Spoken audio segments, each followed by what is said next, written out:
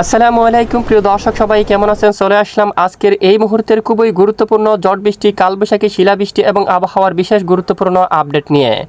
আবারও পরবর্তী 72 ঘন্টার মধ্যে বাংলার একাধিক জেলার উপর ধেয়ে আসছে ভয়াবহ কালবৈশাখী, শিলাবৃষ্টি, বজ্রপাত সহ ভারী থেকে অতি ভারী বৃষ্টিপাত। প্রিয় দর্শক, আজ রাত থেকে শুরু করে পরবর্তী 24 থেকে 48 ঘন্টা এবং 72 ঘন্টার মধ্যে কোন কোন জেলাগুলোর উপর ঝড় বৃষ্টি নিয়ে চরমভাবে সতর্কবার্তা জারি করলো এবং লাল সতর্কতা জারি করলো তা জানিয়ে দেব এই ভিডিওটির মাধ্যমে। জানতে হলে ভিডিওটি শেষ পর্যন্ত দেখবেন। ভালো লাগলে লাইক করে চ্যানেলটি সাবস্ক্রাইব করে পাশের বেল বাটনে ক্লিক করে রাখবেন। আর ভিডিওটি আপনি কোন জেলা থেকে সরাসরি লাইভ দেখছেন কমেন্ট করে জানিয়ে দিন। গতকাল রাতে খুলনা বরিশাল বিভাগের অনেক এলাকায়, তারপর চট্টগ্রাম বিভাগের উত্তরাঞ্চল, দক্ষিণ উপকূলীয় কিছু কিছু এলাকায় প্রচণ্ড বজ্র বিদ্যুৎ সহ বৃষ্টিপাত হতে দেখা গেছে।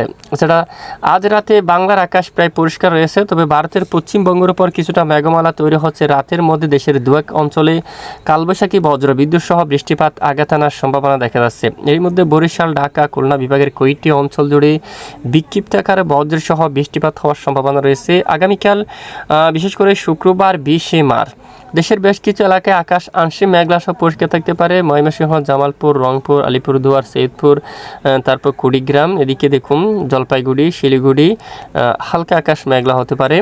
দুয়েক এলাকায় বিক্ষিপ্ত হালকা বৃষ্টিপাত হলেও হতে পারে, তবে সম্ভাবনা কম রয়েছে।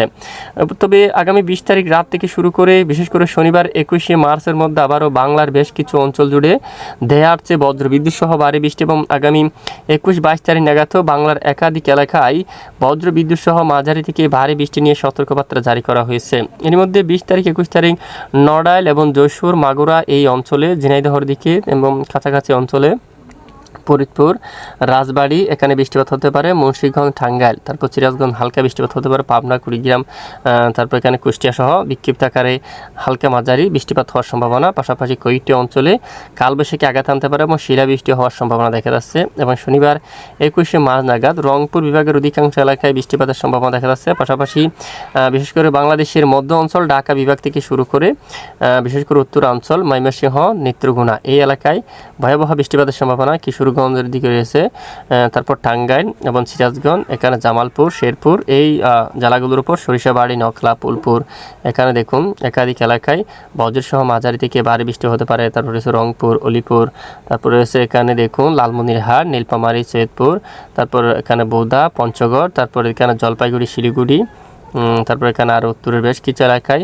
শক্তিশালী কালবৈশাখী, ভয়াবহ বজ্রবিদ্যুৎ সহ মাঝারি থেকে ভারী বৃষ্টিপাত হওয়ার সম্ভাবনা কিন্তু দেখা যাচ্ছে। পাশাপাশি এদিকে দেখুন এখানে দেখুন বিশেষ করে চাঁদপুর, খুলনা, তারপর রয়েছে ঝালকাঠি, পিরোজপুর, বাগেরহাট, তারপর এখানে ভোলা, তারপর এখানে গোপালগঞ্জ, নড়াইল সহ এখানে দেখুন বেশ কিছু এলাকায়, কুমিল্লা, ফেনী সহ অধিকাংশ এলাকায় ভয়াবহ বজ্রবিদ্যুৎ সহ মাঝারি থেকে ভারী বৃষ্টিপাতের সতর্কতা রয়েছে। দেখুন আগাম সতর্কতা অবলম্বন করতে হবে। মূলত আগামী 21 তারিখ দেশের অধিকাংশ এলাকায় বৃষ্টিপাতের সম্ভাবনা দেখা যাচ্ছে। তো আগামী 23 তারিখ থেকে ধীরে ধীরে আবহাওয়ার পরিবর্তন করতে পারে। তো আমরা নজর রাখছি দেশের দুয়েক এলাকায় বিক্ষিপ্ত বৃষ্টিপাত হলেও, তবে সারা দেশ থেকে বৃষ্টিপাত কমে যাওয়ার সম্ভাবনা দেখা যাচ্ছে।